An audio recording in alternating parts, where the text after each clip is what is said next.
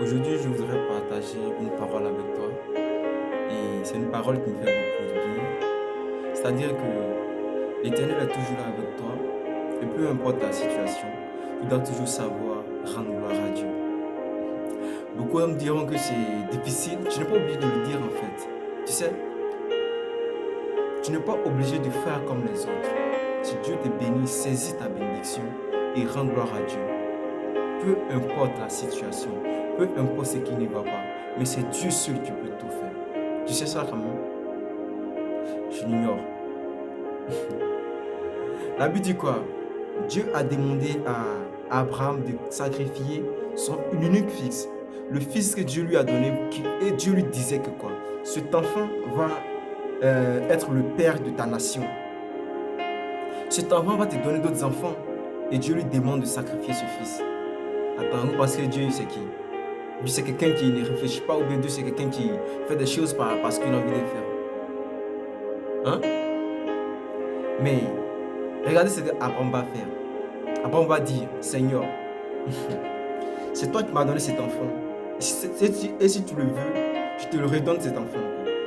Alors, Abraham prend son seul fils et il va. Il dit à sa femme, on va pour un voyage de 3 jours, mais on revient. Abraham a dit quoi? On revient. Abraham n'a pas dit que non, on va pour un voyage de 3 jours, je reviens. Abraham a dit, on revient. Abraham était sûr qu'il allait revenir avec son fils. Est-ce que tu saisis cette parole? Abraham était sûr qu'il allait revenir avec son fils. Il dit à sa femme, on revient. On va pour un voyage de 3 jours, mais on revient. Alors, arrivé là-bas, il demande à son fils de placer les instruments pour l'Holocauste. Et on commence à tout faire. L'enfant lui demande, mais père, tu dis nous venons faire une offrande à Dieu, mais où est l'offrande? Abraham dit à son fils, c'est toi l'offrande. Dieu m'a demandé de te donner un sacrifice. Mais regardez, le fils doit lui répondre en lui disant, mais papa, ne m'as-tu pas dit que Dieu a dit que c'est moi qui devais peupler la terre? Moi, je devais remplir la terre, puis pourquoi Dieu veut me prendre? Et Abraham va dire quoi à son fils? Que c'est le plan de Dieu. Que si Dieu veut te prendre, c'est qu'il a un autre moyen. Peut-être que dans ta mort,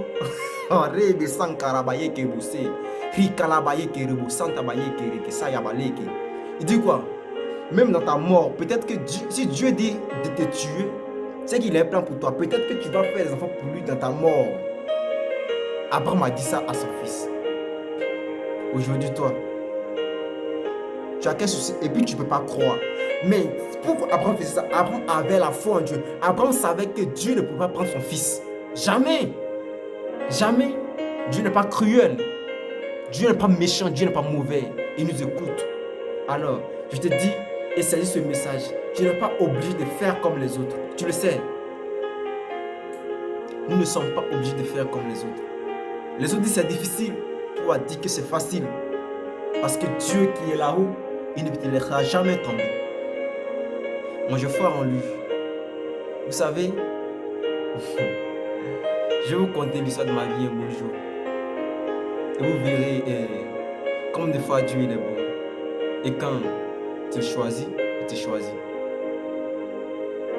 Sérieusement. Alors, bref, c'était un simple message de réconfortement pour vous encourager à être toujours proche de Dieu, à faire vraiment